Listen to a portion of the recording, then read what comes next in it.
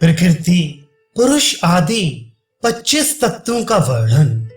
सांख्य दर्शन पहला अध्याय 61वां सूत्र।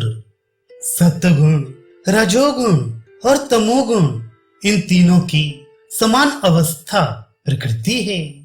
प्रकृति से महतत्व से अहंकार, अहंकार से पंच तन्मात्राएं, दोनों प्रकार के बाह्य और आंतरिक इंद्रियां, तन्मात्राओं से स्थूल भूत समुदाय और इनके अतिरिक्त पुरुष, ये 25 तत्वों का गण समुदाय है।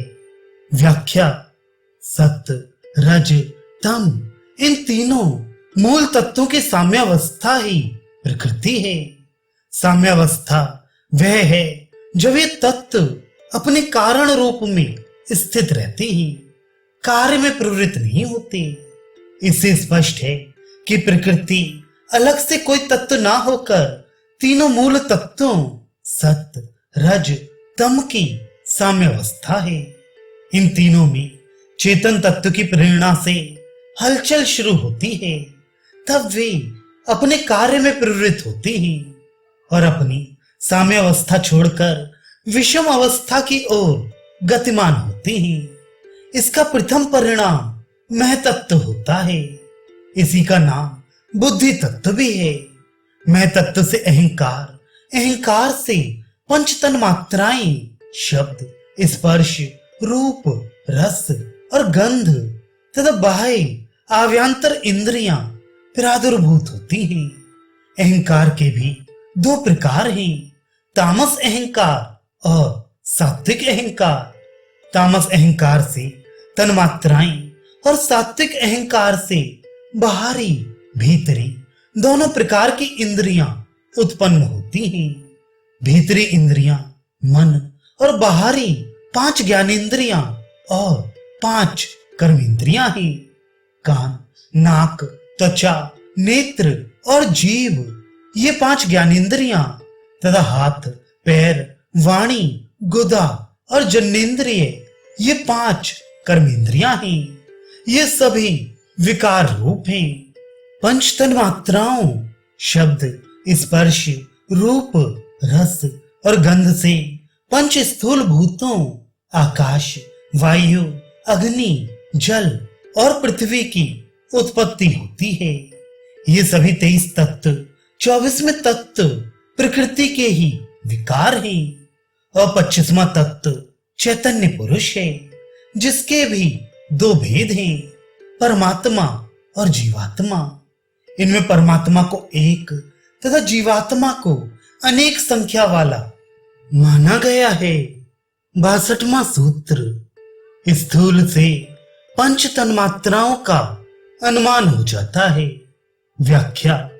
पृथ्वी, जल, तेज, वायु और आकाश स्थूल भूतों के अस्तित्व से उनके उपादान कारण गंध, रस, रूप, स्पर्श और शब्द तन्मात्राओं का अनुमान हो जाता है। उन्हें तन्मात्रा इसलिए कहा जाता है क्योंकि इनमें अन्य तत्व अमिश्रित रहते हैं और इनमें किसी प्रकार की बाह्य विशेषता नहीं होती। इसी कारण सांख्य दर्शन में इन्हें अविशेष कहा जाता है। इनके गंध, रस आदि नाम उन कार्यों के उत्पादक होने से व्यवहार के लिए रख लिए गए हैं। स्थूल भूतों से इन तन्मात्राओं का अनुमान कर लिया जाता है। वस्तुतः ये सूक्ष्म होने के कारण अप्रकट रहते हैं। उदाहरणार्थ, स्वर्ण के कणों का अंतिम कण तक विश्लेषण करते जाएं तो वह स्वर्ण ही कहलाएगा, किंतु एक क्षण वह आएगा जब अंतिम कण के बाद कोई तत्व ऐसा न रहेगा जिसे स्वर्ण कहा जाए। वही इसकी मूल कारण रूपा तन्मात्रा होगी, जिनका कोई स्थूल स्वरूप दृष्टिगोचर नहीं होगा। इस प्रकार हम स्थूल कार्य से उसके कारणभूत सूक्ष्म तन्मात्रा का अनुमान कर लेते हैं। 63वां सूत्र। बाहर और भीतर की इंद्रियों से और तन्मात्राओं से अहंकार का अनुमान होता है। व्याख्या।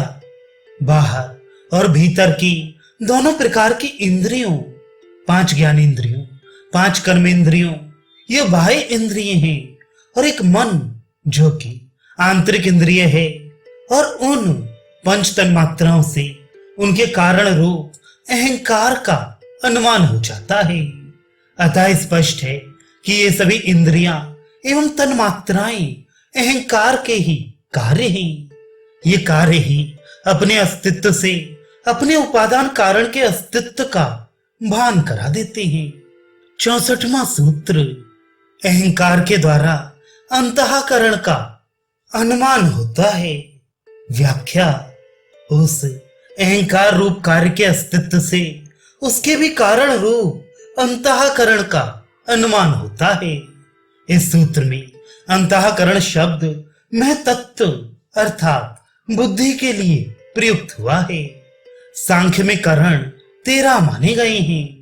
5 ज्ञानेंद्रियां, 5 कर्मेंद्रियां तथा मन, बुद्धि और अहंकार, इनमें बुद्धि ही प्रधान है, वही अहंकार का कारण है।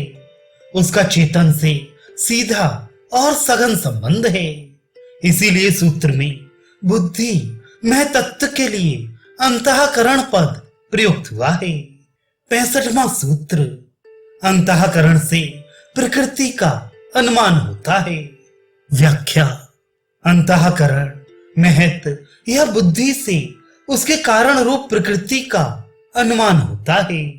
महतत्व कार्य और प्रकृति उसकी कारण रूपा है। प्रत्येक कार्य अपने मूल उपादान कारण का अनुमापक होता है। इसी कारण महतत्व अपने मूल कारण प्रकृति का अनुमान कराता है। प्रकृति का कोई उत्पादक नहीं है, इसीलिए प्रकृति अपने किसी उत्पादक कारण का बोध नहीं कराती। 66वां सूत्र, संघात का परार्थ होने से पुरुष का अनुमान होता है। व्याख्या, प्रकृति और उसके कार्यों के सम्मिश्रण को संघात कहते हैं। संघात दूसरों के लिए होता है। संघात को परिणामी तत्व कहा गया है। परिणामी का अभिप्राय है परिणाम वाला। जिसका कोई कार्य या फल हो उसे परिणामी कहते हैं। कोई भी परिणामी तत्व अपने लिए किसी प्रयोजन को सिद्ध नहीं करता। साथ ही परिणामी तत्व अचेतन भी होता है। इन दोनों तथ्यों से यह सत्य स्पष्ट होता है कि अचेतन और परिणामी तत्व अपने से विलक्षण किसी ऐसे तत्व का बोध कराता है जिसके प्रयोजन की सिद्धि के लिए उस परिणामी तत्व का अस्तित्व है। उसे जिस विलक्षण तत्व का कार्य सिद्ध करने की चेष्टा करना है वह न परिणामी होगा न अचेतन, और ऐसा होने पर उसके लक्षण में इससे विपरीतता होगी। इस प्रकार यह स्पष्ट है कि परिणामी और अचेतन तत्वों से विलक्षण एक अपरिणामी और चेतन तत्व का अस्तित्व है, जिसकी प्रयोजन सिद्धि के निमित्त सभी परिणामी तत्वों की विद्यमानता है। इस प्रकार सिद्ध है कि सभी संघात परार्थ अर्थात दूसरे के प्रयोजन की सिद्धि के लिए होते हैं। इसी कारण इन संघातों से पर अर्थात विलक्षण, अपरिणामी और चेतन पुरुष का अनुमान होता है। 67वां सूत्र, मूल में मूल के अभाव से मूल रहित मूल है। व्याख्या, मूल प्रकृति का अन्य कोई मूल उपादान कारण नहीं है, अर्थात मूल प्रकृति को उत्पन्न करने वाला और कोई नहीं है। अभिप्राय यह है कि उसके मूल कारण का अभाव है, अतः वह स्वयं ही मूल है। सत्य, रजस और तमस इन तत्वों का सम होना ही प्रकृति है, और उसी का परिणाम यह समस्त जगत है। वे किसी की परिणाम रूपा नहीं है। इस प्रकार स्पष्ट है कि गुणत्रय की साम्यावस्था ही प्रकृति है, और वही संपूर्ण जगत का मूल उपादान कारण है, दूसरा कोई और नहीं है। 68वां सूत्र, परंपरा मानने से भी किसी एक स्थान पर सीमा निर्धारण करना ही होगा। ये नाम मात्र का भेद है।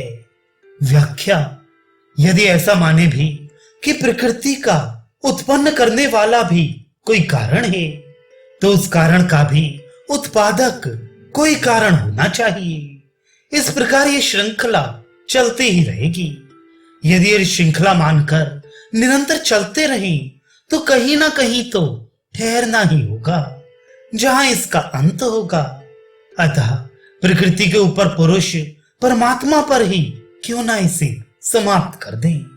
किंतु परमात्मा पर इस परंपरा के समाप्त होने का कोई प्रमाण नहीं मिलता, और सांख्य दर्शन में प्रकृति को जो स्थान मिला है, अन्य मतों में पुरुष परमात्मा को वही स्थान प्राप्त है। इनमें कोई विशेष भेद नहीं है, नाम मात्र का भेद है।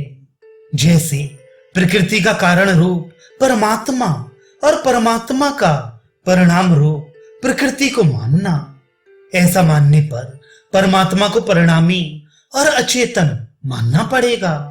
तब वह प्रकृति जैसे लक्षण वाला परिणामी और अचेतन होगा। किंतु सांख्य दर्शन में पुरुष परमात्मा को चेतन और अपरिणामी माना गया है, और कारण की परंपरा प्रकृति पर ही रोक दी गई है।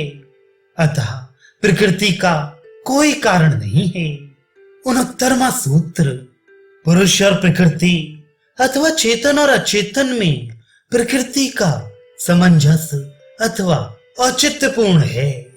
व्याख्या, दोनों प्रकृति और पुरुष अथवा चेतन और अचेतन में जगत का मूल उपादान कारण प्रकृति को ही मानना सामंजस्य अथवा औचित्यपूर्ण है।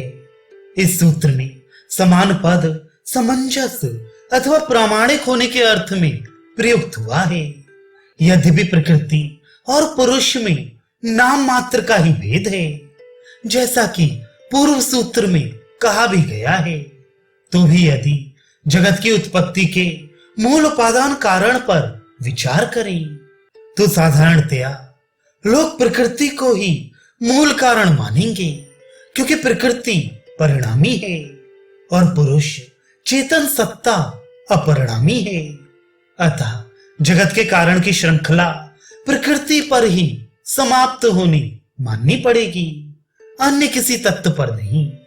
70वां सूत्र, अधिकारी 3 प्रकार के होने से नियम नहीं है। व्याख्या, ज्ञान पाने की क्षमता अनुसार उनके 3 विभाग किए गए हैं।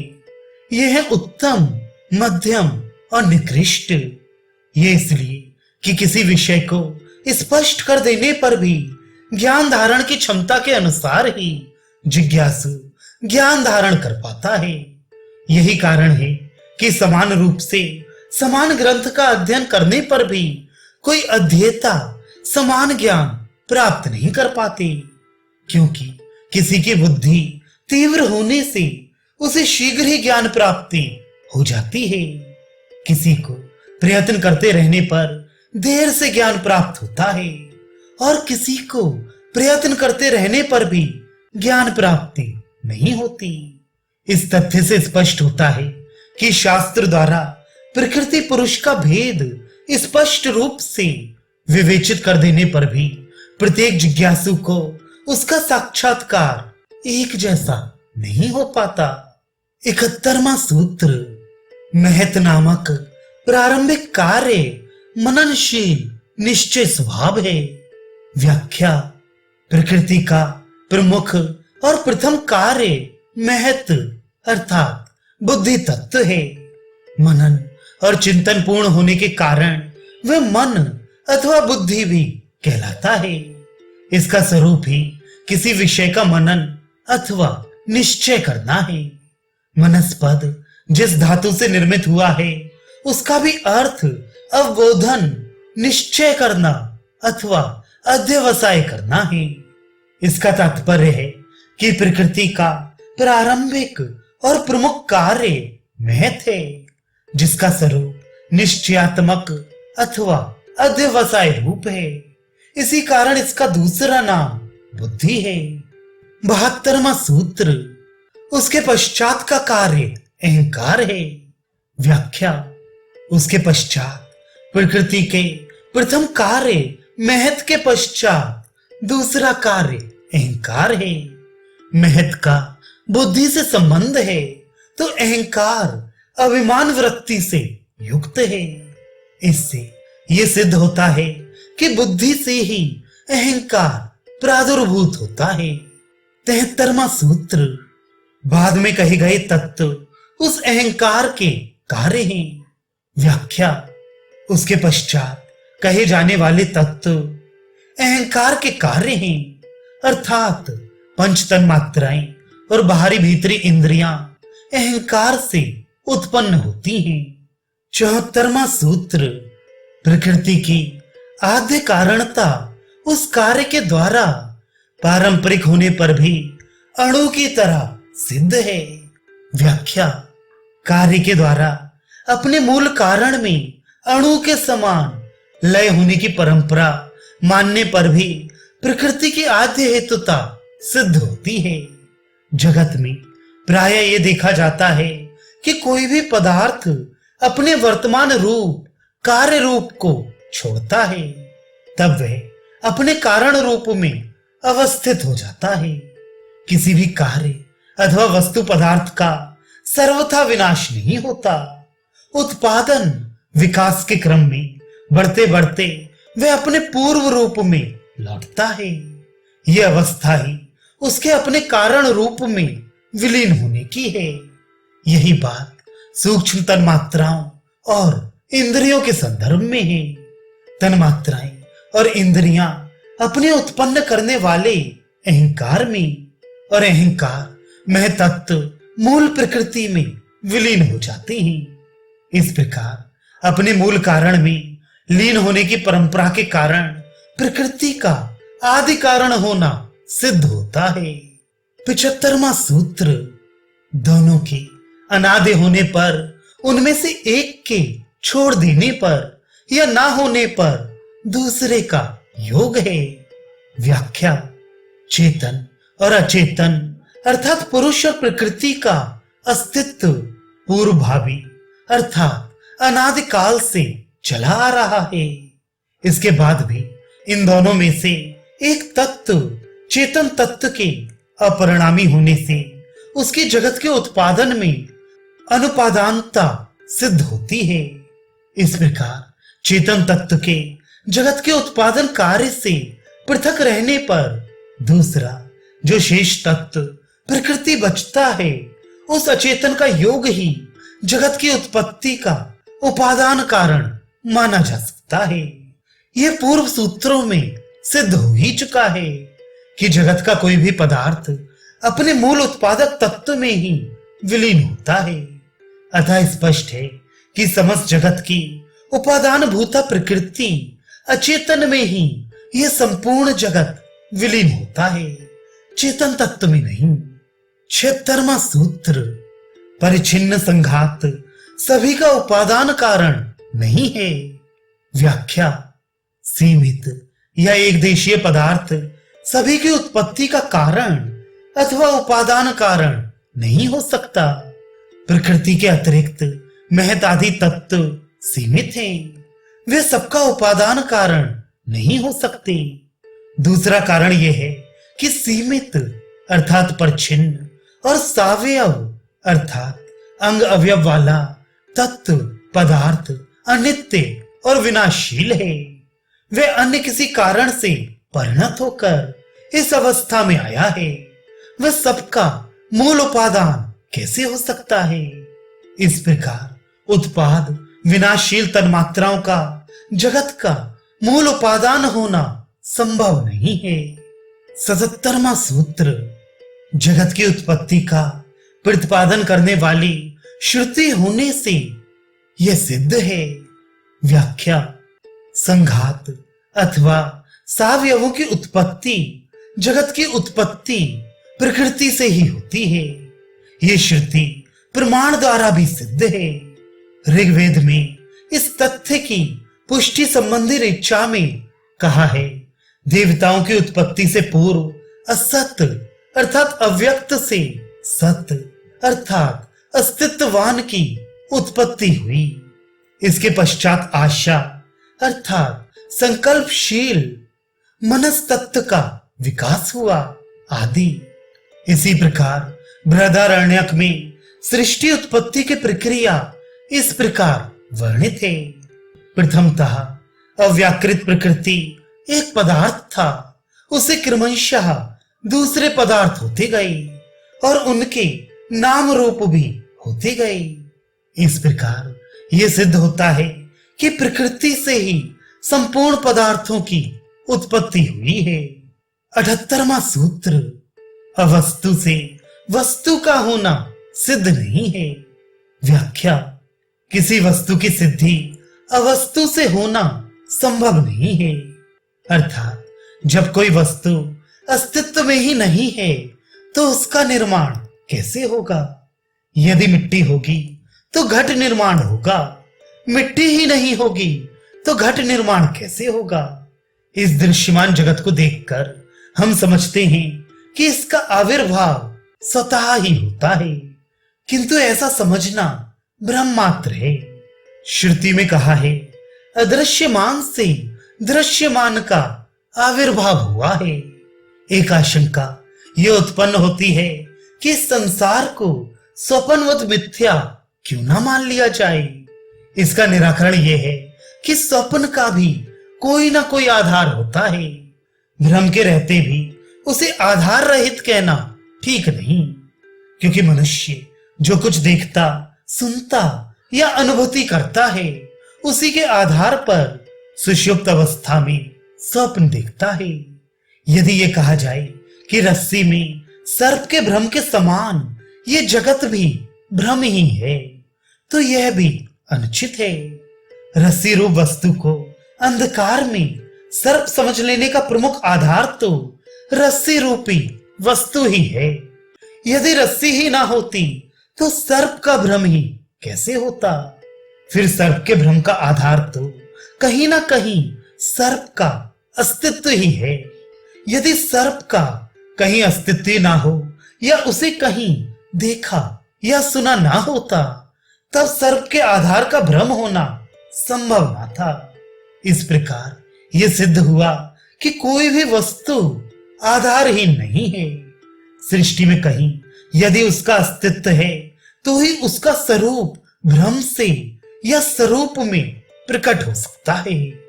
79वां सूत्र, बाधा ना होने से और दोषविहीन कारण से उत्पन्न होने से अवस्तु का होना सिद्ध नहीं हो सकता। व्याख्या, वस्तु का अस्तित्व है, इस बात का कोई विरोध ना मिलने के कारण और अदोष कारण द्वारा उत्पन्न होने से जगत का अवस्तु होना असिद्ध है। उपर्युक्त सूत्र से स्पष्ट ही है कि जगत की सत्ता किसी न किसी रूप में है ही। जगत कोरी भ्रांति नहीं है। जब वह कार्य रूप में नहीं रहता तब वह अपने कारण रूप प्रकृति में विलीन हो जाता है, और जब सर्ग अर्थात पुनः सृष्टि की स्थिति आती है तब वह कार्य रूप में परिणित हो जाता है। इसके इस प्रकार प्रकट होने में कोई दोष अर्थात बाधा उत्पन्न नहीं होती। इस प्रकार जगत का प्रवाह किसी न किसी स्थिति में सतत बना रहता है। अस्तु, इन सभी उदाहरणों से जगत का अवस्तु रूप होना किसी भी प्रकार से सिद्ध नहीं होता। 80वां सूत्र, होने पर मूल कारण के संयोग से जगत की सिद्धि होती है, ना होने पर उस कारण के अभाव होने से उस कार्य रूप जगत की सिद्धि किस प्रकार हो सकती है। व्याख्या, यदि मूल कारण प्रकृति की विद्यमानता सद्भाव मानते हैं तो उसके द्वारा कार्य रूप सतरूप जगत की उत्पत्ति भी हो सकती है। यदि मूल कारण को अभाव रूप माना जाए तो उसका अस्तित्व ही ना होगा, तो सतरूप जगत की उत्पत्ति कैसे हो सकेगी? जबकि जगत की अनुभूति प्रत्यक्ष आदि प्रमाणों से होती है, इसलिए उसके अनुरूप उसका मूल कारण भी सतरूप होगा। ऐसा अनुभव करना चाहिए। 81वां सूत्र। कर्म का उपादानता के साथ संयोग ना होने से वह जगत का उपादान नहीं हो सकता। व्याख्या। यदि ये कहा जाए कि प्रकृति का अस्तित्व मानना ही उचित नहीं, क्रिया से ही जगत का आविर्भाव संभव है, तो इस आशंका का निराकरण ये है कि कर्म से किसी वस्तु की उत्पत्ति संभव नहीं है, क्योंकि कर्म के द्वारा अप्रकट वस्तु तो प्रकट हो सकती है, किंतु जो अस्तित्वहीन है उसका प्राकट्य किस प्रकार होगा। यदि मिट्टी का अस्तित्व ही ना होगा तो घट किस प्रकार बन सकेगा। इस प्रकार केवल क्रिया किसी पदार्थ को उत्पन्न नहीं कर सकती। अस्तु स्पष्ट है कि जगत का कोई क्रिया प्रकट नहीं कर सकती, उसका अस्तित्व तो प्रकृति में ही है। 82वां सूत्र। अनुष्ठान योग आदि से भी उसकी सिद्धि नहीं है।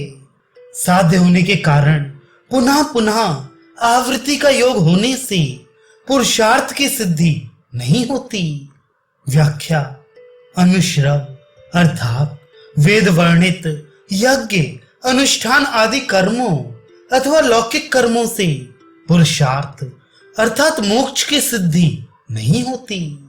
उनके करने से सुख दुख आदि की प्राप्ति बारंबार होती रहती है। इन सकाम अनुष्ठान आदि कर्मों से साधक भौतिक सामग्री से संपन्न हो सकता है, किंतु मुक्ति प्राप्त नहीं कर सकता। इस कारण से इन्हें अपुरुषार्थ अर्थात पुरुषार्थ नहीं माना है। 83वां सूत्र। चेतन अचेतन में विवेक प्राप्त व्यक्ति का संसार में पुनः न लौटना, ऐसा श्रुति बताती है। व्याख्या।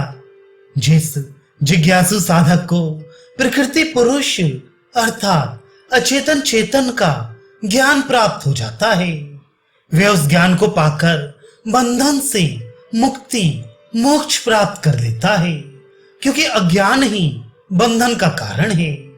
ऐसा चैतन्य ज्ञान प्राप्त कर लेने वाला संसार में पुनः आवर्तन नहीं करता अर्थात नहीं लौटता।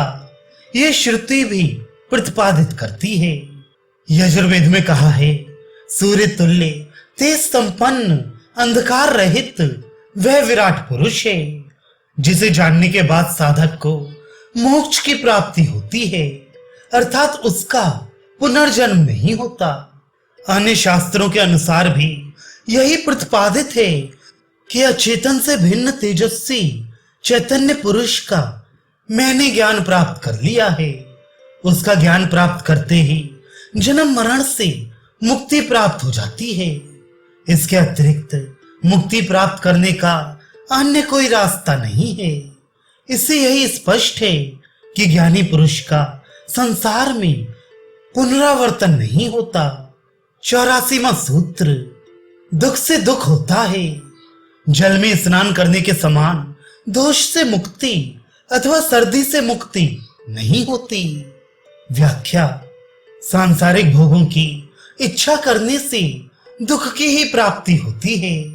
उस कामना से जो भोग प्राप्त होते हैं वे भी दुखद ही हो जाते हैं। जिस प्रकार जल में स्नान करने से सर्दी दूर नहीं होती अथवा जल में स्नान करने से स्थायी तौर पर मल दूर नहीं होता, कुछ समय के बाद शरीर पुनः मलयुक्त हो जाता है, उसी प्रकार भोगों की कामना क्षणिक सुख ही उत्पन्न करती है, किंतु अंततः वह दुख का संवर्धन ही करती है। 85वां सूत्र। कामना युक्त कर्म, कामना रहित कर्म भी योग्य कर्म अविशेषता होने से अथवा विशेषता ना होने से। व्याख्या। कामना युक्त कर्मों की अनुष्ठान साधना करने पर अथवा निष्काम कर्म, ऐसे कर्म जिनमें लौकिक भोग प्राप्त करने की कामना ना हो, करने पर भी मुक्ति नहीं मिल सकती।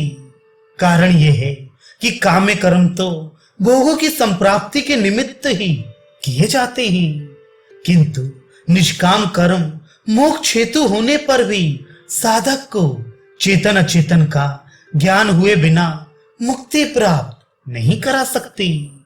इससे स्पष्ट है कि निष्काम कर्म तत्व ज्ञान के बिना मोक्ष प्राप्त नहीं करा सकते। इस प्रकार सिद्ध हुआ कि निष्काम और सकाम दोनों ही प्रकार के कर्म बंधन में डालते हैं। निष्काम के साथ तत्व ज्ञान होना परम आवश्यक है। 86वां सूत्र, स्वयं मुक्त आत्मा का बंधन का नाश ही परम पुरुषार्थ मोक्ष है। इसकी कर्म फल से समानता नहीं है। व्याख्या, स्वभाव से शुद्ध बुद्ध मुक्त आत्म तत्व जड़ प्रकृति के संपर्क में आकर ही बंधन में पड़ जाता है। उस समय वह अपने स्वरूप को भुलाकर स्वयं को अचेतन समझने लगता है। यही उसका अविवेक है। इस अविवेक का नाश तब होता है जब वह अपने स्वरूप का दर्शन कर लेता है और चेतन अचेतन का ज्ञान विवेक प्राप्त कर लेता है। तब कर्म फल उत्पन्न करने वाली प्रकृति का संपर्क उससे छूट जाता है। यही मोक्ष की प्राप्ति है। इस प्रकार मोक्ष प्राप्ति का मूल ज्ञान है, न कि शुभ या अशुभ, सकाम या निष्काम कर्म। सारांशतः कहा जा सकता है कि जब तक मनुष्य चेतन अचेतन के भेद को तत्वतः पूरी तरह ना जान लेगा, स्वयं को कर्मों का कर्ता मानता रहेगा, तब तक वह प्रकृति के हाथ का खिलौना मात्र बना रहेगा। अतः जड़ और चेतन का सम्यक ज्ञान होना आवश्यक है। इसी को बंधन से निवृत्ति कहा जाता है। यही परम पुरुषार्थ है। इसकी प्रकृति से उत्पन्न फल रूपी भोगों से तनिक भी समानता नहीं है। इतना अवश्य है कि उक्त स्थिति चेतन अचेतन का ज्ञान की प्राप्ति में प्रकृति का सहयोग आवश्यक है। इसलिए उसके स्वतंत्र अस्तित्व को नकारा नहीं जा सकता।